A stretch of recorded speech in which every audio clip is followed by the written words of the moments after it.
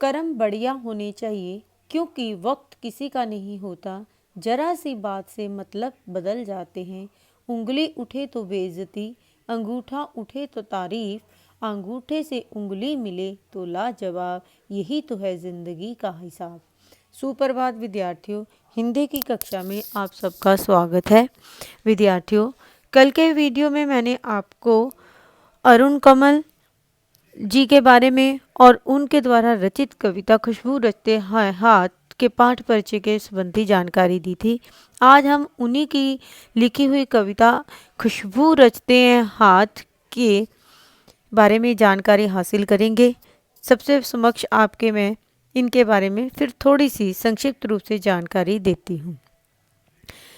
खुशबू रचते हैं हाथ प्रस्तुत कविता आधुनिक युग के प्रमुख कवि अरुण कमल द्वारा रचित है। इसमें कवि ने उन लोगों की दुर्दशा का वर्णन किया है जो स्वयं गंदी जगहों में रहते हैं परंतु दूसरों के लिए सुगंधित अगरबत्तियां बनाते हैं। इनके घर कूड़े के ढेर के पास बने होते हैं। इनकी दयनीय दिशा को देखकर मन करुणा से भर उठता है और समाज के प्रति आक्रोश जागता है।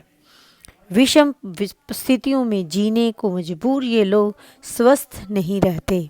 काम करते करते इनके हाथों की नसें भी उभर आती हैं, नाखून तक घिस जाते हैं, फिर भी ये खुशबूदार अगरबत्तियां बनाते रहते हैं।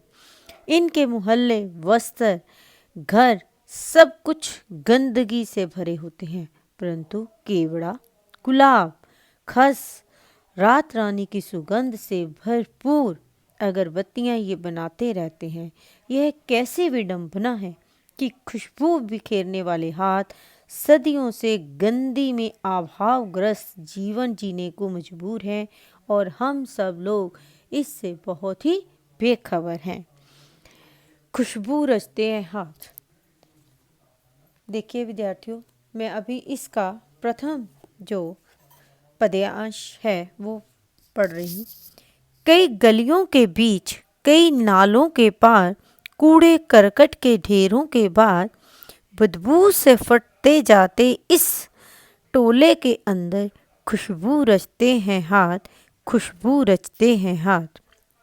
विद्यार्थियों, नाला गंदे पानी के निकास के लिए बनाया गया रास्ता। आपने अक्सर जब आप कई बार बस में सफ़र कर रहे होते हो तो कहीं ना कहीं नदियाँ, नाले रास्ते में देखते हो।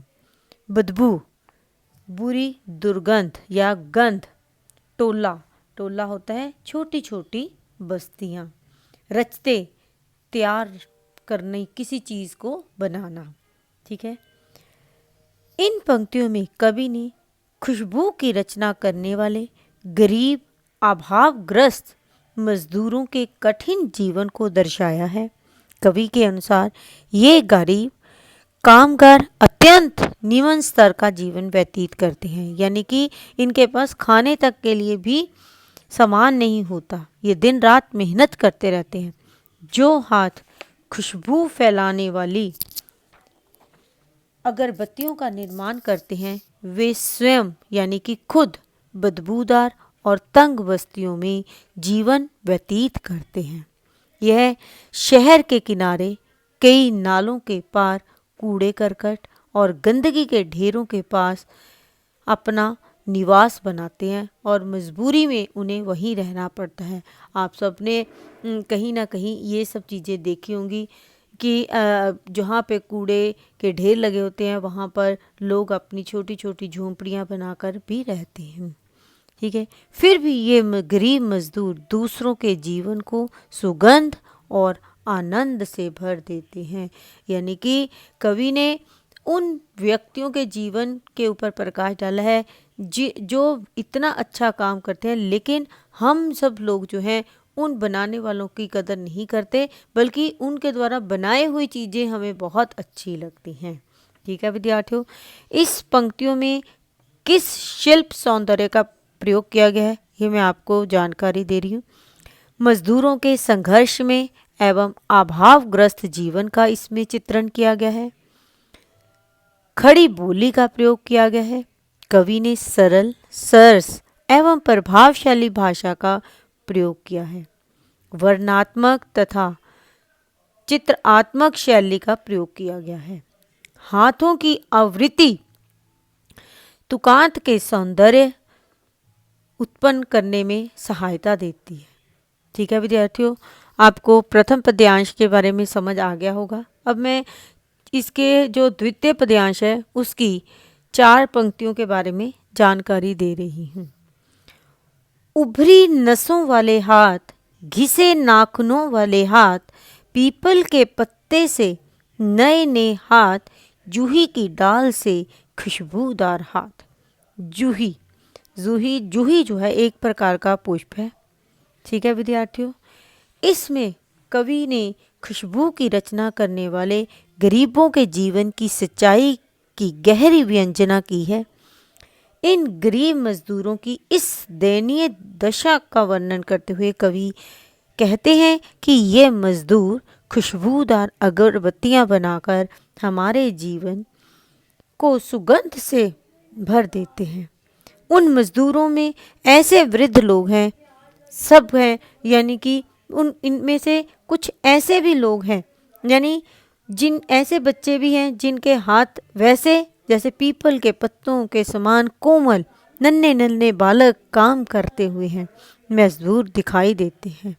यानी कि ये यहाँ तक कि जूही की डाल में खुशबूदार हाथ, उनमें ऐसी नव युवतियाँ भी हैं जिनके हाथ जूही के फूलों की डालियों के समान कोमल हैं। ठीक है, यानी कि इसमें उभरी हुई नसों वाले हाथों के बारे में और घिसे हुए हाथों के बारे में, साथ में छोटे छोटे नन्हे बच्चों के कोमल हाथों के बारे में और नव युवतियों के हाथों के का वर्णन बहुत ही समक्ष चित्रण रूप से किया है। इसका शिल्प सौंदर्य यह है कि उपेक्षित गरीब मजदूर वर्ग की दयनीय दशा का चित्रण इसमें किया गया है। खड़ी बोली और सरल भाषा का प्रयोग इसमें बहुत ही अच्छे ढंग से प्रस्तुत किया गया है। पीपल के पत्ते से इसमें उपमा अलंकार का प्रयोग किया गया है। यहाँ तक कि जूही की डाल में भी उपमा अलंकार का प्रयोग किया है। विद्यार्थियों, आज के इस वीडियो में मैंने आपको खुशबू रचते हैं हाथ के प्रथम और द्वितीय पद्यांश के बारे में जानकारी दी है। आशा है आपको ये अच्छी तरह से समझ में आ जाएगा। कल के वीडियो में मैं आपको इसी अध्याय के अगले पद्यांश के बारे में जानकारी दूंगी। घर रहें, स्वस्थ रहें। धन्यवाद।